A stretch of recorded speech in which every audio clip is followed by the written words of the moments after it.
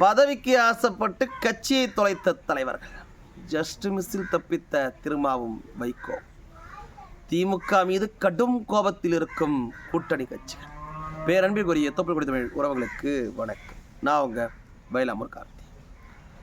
தமிழகத்தில் சுமார் 50 கட்சிகளுடைய பதிவினை ரத்து செய்து அறிவித்திருக்கிறது தேர்தல் ஆணையம். என்னப்பா இது 50 கட்சியா அப்படின்னு ஆச்சரியப்படலாம்.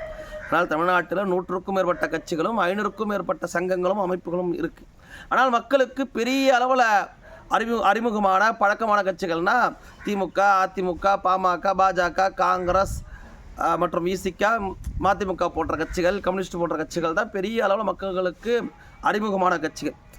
இதர கட்சிகள் எல்லாமே அவர்களுக்கு அறிமுகம் இல்லாமலே போனதற்கான காரணம் அவர்கள் சுயமாக இந்த மண்ணில் களமாட போனது தான். நீங்கள் உதாரணத்துக்கு பார்த்தீங்கன்னா தலைவர்களை கூட அவங்களுக்கு அடையாளம் தெரியும். ஆனால் இவர்களாம் கட்சி வச்சுருக்கிறாங்களா, ஓ இவங்களுடைய கட்சி பேர் இதுவா அப்படின்னு நம்மளுக்கு ஆச்சரியமாக இருக்கும்.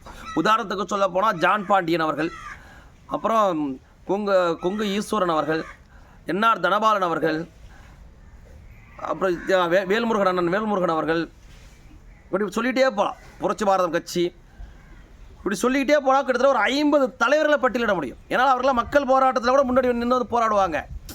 ஆனால் அவர்கள் கட்சி வச்சிருக்கிறாங்களா அப்படின்னு நம்மளுக்கு ஒரு ஆச்சரியம் இருக்கும், கேள்வி இருக்கும். இப்போ ஸ்ரீர் வாண்டியார் போன்றவர்கள்லாம் என்ன காரணம் அவங்களுக்கு அப்படின்னு பார்த்தோம்னா, அவர்கள் சுயமாக தன்னுடைய சின்னத்தில் நின்று சின்னத்தை சேர்க்காது தான்.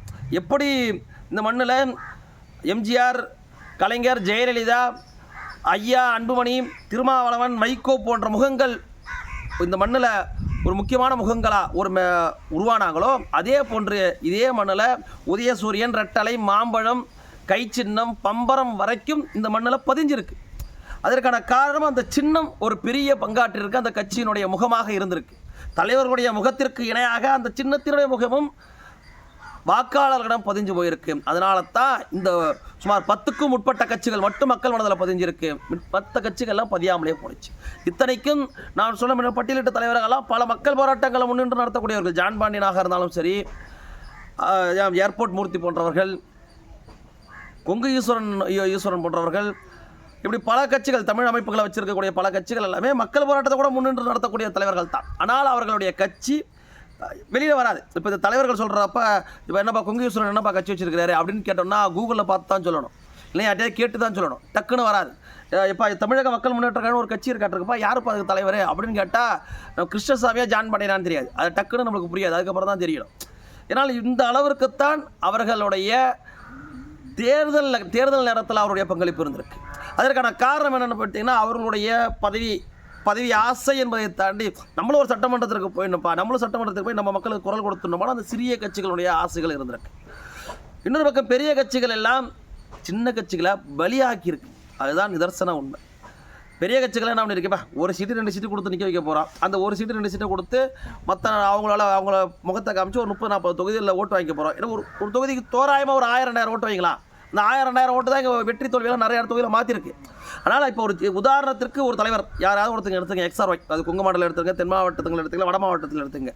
அவருடைய முகம் போட்டு இவர்கள் 30-40 தொகுதியில் சுமார் 1000 வாக்குகள், 2000 வாக்குகளாக வாங்கிடுவாங்க. ஆனால் அவர்களுக்கு ஒரு தொகுதி தான் கொடுப்பாங்க. ஆனால் அந்த ஒரு தொகுதியுமே கூட தனிச்சின்னத்தை கொடுக்க மாட்டாங்க.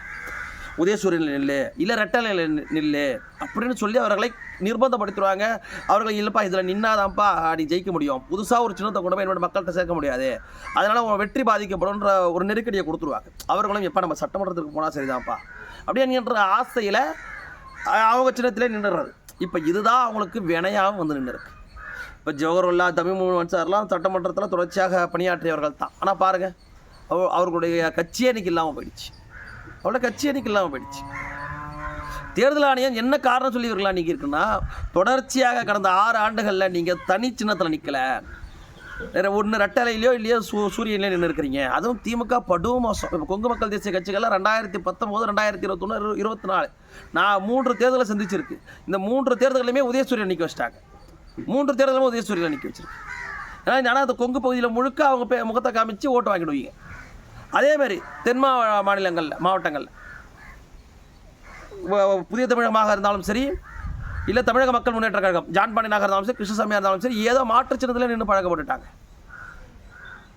ஏன் இப்போ பாரிவேந்தராக இருக்கட்டும், ஜோகர்லாக இருக்கட்டும், எல்லாருமே இப்படியான என்ஆர் தனபாலன் போன்றவர்கள்லாம் எல்லாருமே இப்படியான தனித்தனி சின்னத்தில் நிற்காமல் திமுக சின்னத்திலையும் அதிமுக சின்னத்திலையும் வேல்முருகன் அவர்கள் போன தேர்தலில் திமுக தான் நின்னார். திமுக நிற்கிறது இல்லை. திமுக நிற்கணும்னா இவர்களுக்கு என்ன தெரியுமா விதி? அந்த கட்சியினுடைய உறுப்பினராக காமித்து தான் திமுக நிற்க முடியும். இப்போ பண்ருட்டி தொகுதியில் வேல்முருகன் அவர்கள் களம் காண்கிறார்னு வச்சுக்கிங்க.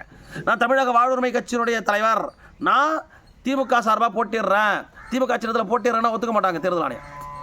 நீ அந்த கட்சியுடைய உறுப்பினராக உள்நுழைந்து பிஃபார்ம் ஏஃபார்மில் சைன் பண்ணிட்டு தான் நீ திமுக உறுப்பினராகத்தான் நீ திமுக சின்னத்தில் நிற்க முடியும். அப்போ அவர் திமுக உறுப்பினர் ஆயிடுறாரு. அவர் திமுக உறுப்பினர், இப்போ திமுக சட்டமன்ற உறுப்பினர். அப்போ இவருடைய சுயத்தை இழந்து, இவருடைய கட்சியை இழந்து திமுகவுக்கும் அதிமுகவுக்கும் தொங்கு சதையாக அவர்களை சுமக்கக்கூடியவர்களாக மாறி இன்னைக்கு அவர்களாலேயே கட்சியும் தொலைத்திருக்கிறார்கள் இந்த தலைவர்கள். இதற்கெல்லாம் முழு காரணம்னு பார்த்தோம்னா, முதன்மை காரணம்னு பார்த்தோம்னா திமுக அதிமுக தான். ரெண்டு கட்சியுமே குற்றவாளிகள் தான். ஏன் அந்த கட்சி அந்த தலைவருடைய முகத்தை இப்போ நீங்கள் ஜான் பாண்டியன் முகத்தையோ, கொங்கீஸ்வரன் முகத்தையோ, என்ஆர் தனபாலன் முகத்தையோ, ஜவஹர்லால் முகத்தையோ, தமிழ்மூன் அன்சாரி முகத்தையோ, ஏர்போர்ட் மூர்த்தி முகத்தையோ, இல்லை புரட்சி பாரதம் ஜெகன்மூர்த்தியார் முகத்தையோ தமிழ்நாடு முழுக்க பரவலாக பதிய செய்து இவர்களெல்லாம் எங்கள் கூட்டணியில் இருக்கிறாங்க அப்படின்னு சொல்லி ஓட்டு வாங்கிக்கிறீங்க. 234 தொகுதிகளையும் சுமார் 1000 ஓட்டோ 500 ஓட்டோ 10 ஓட்டோ கூட வச்சுக்கிங்க. ஆனால் அவர்களுக்கு கொடுக்குற ஒரு தொகுதியோ 2 தொகுதியிலையோ ஏப்பா நீங்கள் உங்கள் சின்னத்தில் ஏதாவது ஒன்று நில்லுங்கப்பா, பழக்கப்படுத்துங்கப்பா, நீங்கள் அப்போ தான்ப்பா சுயமாக இருக்க முடியும். நல்லனா இந்த 5 வருஷமும் சரி எங்கள் கொறடா நினச்சானா எம்எல்ஏ பற்றியாக பறிச்சிட முடியும், நீ 5 வருஷமும் சுயமாக செயல்பட முடியாது அப்படி என்கின்றதெல்லாம் தெரில. ஏன் ஜெயிக்க வைக்க முடியலன்னு உங்களுக்கு அது தனிச்சின்னத்தில் என்ன ஜெயிக்க வைக்க முடியல? நீங்கள் நிற்க வேண்டிய அவசியமே இல்லையே. நான் திமுக சின்னத்தில் நின்னா தான் ஜெயிப்பேன், நான் உதயசூரிய இதில் ரெட்டையில் நின்னா தான் ஜெயிப்பேன் அப்படின்னா உங்கள் மேலேயே உங்களுக்கு நம்பிக்கை இல்லையே. இந்த சின்னத்திலாவது நம்ம நின்று நம் மக்களுக்கு சுயமாக களமாட வேண்டும், போராட வேண்டும் என்ற ஒரு போர் குணத்தோடு தான் ஒரு தலைவர் இருக்கணும். தீப்பிட்டு சின்னமோ, வத்திப்பிட்டு மெழுகுவத்தி சின்னமோ, மோதிரம் சின்னமோ, அகல் விளக்கு சின்னமோ, எந்த சின்னமாக இருந்தால் என்ன, நான் தான் நிற்கிறேன்னா தலைவரோட முகத்தை பிரதமப்படுத்துங்க. 234 தொகுதியில் நான் உனக்கு வேலை செய்கிறேன், ஒரு தொகுதியில் ஒட்டுமொத்தமாக வேலை செய்யணும் கட்டாயப்படுத்துங்க. இதை சின்ன கட்சிகள் செய்ய தவறியதை தான் திமுக அதிமுக தங்களுக்கு சாதகமாக பயன்படுத்திட்டாங்க. இன்றைக்கி பாருங்கள், கட்சியே இழந்துட்ட சூழ்நிலை ஆகிடுச்சு. அதனால் இது இனி வரும் காலங்களில் ஒரு நெருக்கடியை கொடுக்கும். 2026 தேர்தல் ஒரு மிக முக்கியமான தேர்தலாக பார்க்கப்படுது. ஒரு கூட்டணி அரசு அமையும் என்கின்ற பார்வை இருந்துக்கிட்டு இருக்கு. இப்போ இவர்களுக்கெல்லாம் என்ன பயம், ஒரு பெரும்பான்மை வராமல் போயிடுச்சுன்னா இவர்களை திமுக சின்னத்திலையும் அதிமுக சின்னத்திலையும் நிற்க வச்சுட்டோன்னா அவர்கள் நம்ம கூட தான் இருந்தாகணும். இப்போ தமிழ்மூன் அன்சாரி, தனியரசு அவர்கள், கருணாஸ் போன்றவர்கள்லாம் அதிமுக சின்னத்தில் நின்றதுனால 2016 2021 வரைக்கும் உங்களுக்கு தெரியும் ஒரு எம்எல்ஏவும் எவ்வளோ முக்கியமாக இருந்தாங்க. அந்த 3 எம்எல்ஏக்களும் வெளியேற முடியாத சூழ்நிலை தான். எப்படியோ மறைமுகமாகவோ எப்படியோ எடப்பாடி அரசுக்கு ஆதரவு தர வேண்டிய சூழ்நிலையே தான் இருந்தாங்க. இல்லையா, நீ சஸ்பெண்டு, நீ எம்எல்ஏவே கிடையாது, கொறடா முடிவு எடுத்தால் பண்ண முடியும். அதிமுக கொறடா, நீ முக்குளத்தோர் புலிப்படம் வச்சுருக்கிற, நான் கொங்கிலைஞர் பேரவை வச்சுருக்கிற, நான் மனிதநேய ஜனநாயக கட்சி வச்சுருக்கேன், அதெல்லாம் கணக்கு கிடையாது. நீ அதிமுக சட்டமன்ற உறுப்பினர், அதுதான் அங்கே கணக்காகும். அப்போ அந்த 5 ஆண்டுகளும் அந்த 3 சட்டமன்ற உறுப்பினர்களும் அதிமுகவுடைய தொங்குச்சகதையாகத்தான் செயல்பட முடிஞ்சுது, தனித்து செயல்பட முடியல. ஏன் வெளியில் வந்து பேட்டி இல்லாமல் கூட கொடுத்தாங்க, ஆனால் அதிமுக அடையாளத்தை விட்டு அவர்களால் வர முடியல. அப்போ வர 2026 சட்டமன்ற தேர்தல் இவர்கள் தனி சின்னத்தில் நிற்கிறதுக்கான ஒரு முயற்சியை எடுக்கும். நீங்கள் ஒரு எம்எல்ஏ 2 எம்எல்ஏ கூட வருகின்ற சட்டமன்ற தேர்தல்களில் ஆட்சியை தீர்மானிக்கக்கூடிய இடத்துல வந்தீங்கன்னா அது ஒரு உங்களுக்கும் ஒரு வலுவாக தானே இருக்கும். இன்னொன்று, திருமாவளவன் அவர்களும் வைகோ அவர்களும் ஜஸ்ட் மிஸ் தப்பிச்சிருக்கிறாங்க. துரை வைகோ போராடி தனியாக ஒரு எம்பி தொகுதியாக இருந்தாலும் பரவாயில்ல, எனக்கு தீப்பட்ட சின்னத்தை கூட சொல்லி வாங்கி நின்றதெல்லாம் தப்பிச்சார். விடுதலை சிறுத்தைகள் கட்சி போன நாடாளுமன்ற தேர்தலில் 1 உதயசூரியன்லையும் 1 தனிச்சின்னத்தில் நின்னாங்க. இந்த வாட்டி 2 தனிச்சின்னத்தில் நின்று தப்பிச்சாங்க. இவர்களை உண்மையிலுமே பாராட்டலாம், தனிச்சின்னத்தில் நிற்கிறோன்றதில் உண்மையிலுமே அவர்களை பாராட்டலாம். அதே மாதிரி மற்ற இயக்கங்களும் சரி. ஏன்னா பெரிய இயக்கங்களை விட இப்போ திமுக அதிமுக ஒரு மக்களுக்கான போராட்டத்தை முன்னெடுத்து நடத்துறது கிடையாது. அவர்கள் வந்து ஒரு அதிகார போதையில் இருக்கக்கூடியவர்கள், அவர்கள் ஆண்டான் மனநிலையில் இருக்கக்கூடியவர்கள். ஆனால் இந்த சிறிய கட்சிகள் தான், அவர் ஜனநாயகத்தில் அவர்கள் கட்சிகள் இல்லாமல் இருக்கலாமே தவிர அந்த சிறிய கட்சிகள் அந்த பகுதி பிரச்சனைகளை முன்னிறுத்தி போராடக்கூடியவர்களாக இருக்கிறாங்க. அவர்கள் தமிழக அரசியல் களத்திற்கு தேவையானவர்களாகவும் இருக்கிறாங்க. ஆனால் நீங்கள் சுயத்தை இழந்து இப்படி கட்சியை தொலைச்சிக்கிட்டு நாளைக்கு எப்படி மக்களை சந்திக்க போகிறீங்க? உங்களுக்கான பதவி உங்கள் மக்களுக்கு கொடுப்பாங்க. நீங்கள் உண்மையாக இருக்கிறப்போ, உங்கள் களமாடுகின்றப்போ பதவி உங்களை மக்கள் தேடி கொடுப்பாங்க. ஆனால் திமுக அதிமுகவுக்கு தொங்குச்சதையாக உங்கள் சுயத்தை இழந்து விடாதீர்கள். இப்போ கடந்த காலத்தில் திமுக கூட கூட்டணி வைத்து போட்டியிட்ட கட்சிகளுடைய அன்றைக்கி பதிவுகள் ரத்தாக இருக்குது. அந்த கட்சியினுடைய பொறுப்பாளர்களும் அந்த கட்சியினுடைய தொண்டர்களும் திமுக மேலே கொதிப்படையில் இருக்கிறாங்க.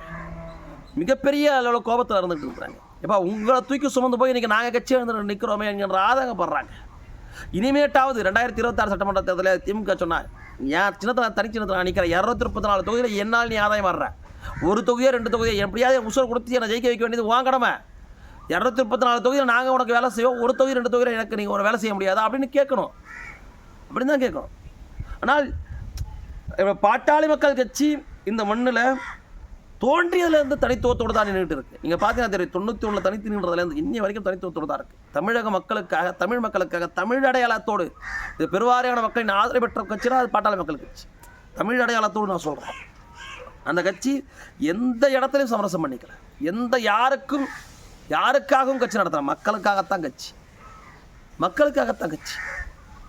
அவர்களுடைய வளர்ச்சியும் அதே போன்று தான் இருந்துச்சு. அதே போலத்தான் நீங்கள் சுய தோத்தா என்னங்க, ஏன்னா இப்போ ஜான் பாண்டியன் அவர்களோ, இப்போ கிருஷ்ணசாமி அவர்களோ, கொங்கு ஈஸ்வரன் அவர்களோ, இல்லை என்ஆர் தனபாலன் அவர்களோ, ஜவஹர்லா தமிழ்நாடு சார்பெல்லாம் எம்எல்ஏவாக தான் நிரந்தர எம்எல்ஏன்ற மாதிரி இதாக இருக்கான்னு.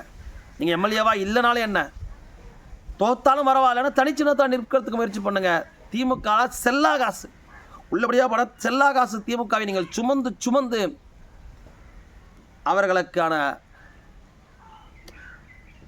ஒரு வேல்யூவை நீங்கள் தான் இங்கே உருவாக்கி வச்சிருக்கிறீங்க. திமுக ஒருபோதும் தமிழர் அமைப்புகளை, தமிழக கட்சிகளை வாழ்விக்காது. அவர்கள் இந்த சிறு குறு கட்சிகளை எல்லாம் அழித்தொழித்து தன்னகப்படுத்துகிறதுல தான் முதன்மையாக இருப்பாங்க. இவனா பாருங்கள், எத்தனை கட்சி சின்ன சின்ன கட்சி, இந்த ராஜகண்ணப்பன் நடத்தினார், பாச்சிதவன் நடத்தினார், எல்லாத்தையுமே என்ன பண்ணாங்க, சின்ன சின்ன கட்சியை உருவாக்கப்படுத்திட்டு அவர்களை தனியாக நடத்த முடியாத அளவுக்கு அவர்களுக்கு நெருக்கடி கொடுத்து திரும்பி கட்சியோடு தான் சேர்த்துக்கிட்டாங்க. கூப்பா கிருஷ்ணன் ஒரு கட்சி நடத்தினார். எல்லா கட்சியிலும் என்னாச்சு, திரும்பி திமுக அதிமுகவோட ஐக்கியமாச்சு, காங்கிரஸோட ஐக்கியமாச்சு. இதற்கு இடமளிக்காதீர்கள். சுயத்தோடு இந்த கட்சிகள் இனி வரும் காலங்களில் மீண்டும் ஒரு பதிவு பண்ணலாமா, இல்லை என்ன நடவடிக்கை எடுப்பாங்களோ அவங்க எடுப்பாங்க. மீண்டும் இந்த களத்தில் அவர்கள் களமாட வேண்டும்.